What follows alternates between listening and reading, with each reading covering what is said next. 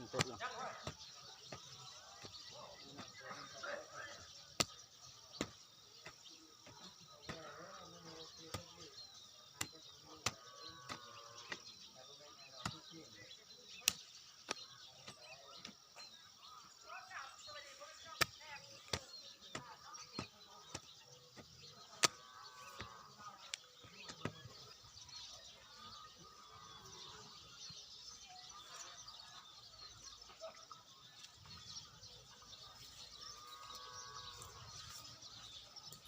ล้องไทย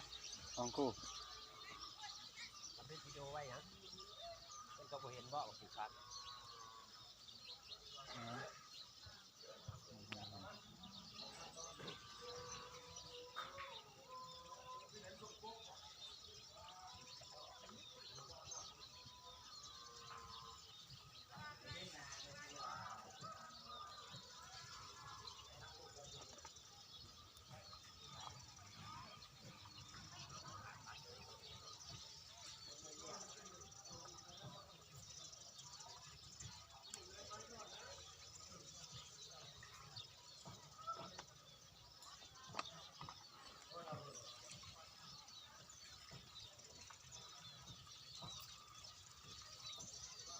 ผูกไก่ทั่วใช่ไหม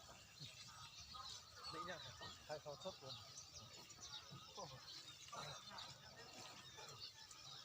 ได้ตัวสดออกเทวทัศน์เพิ่นว่า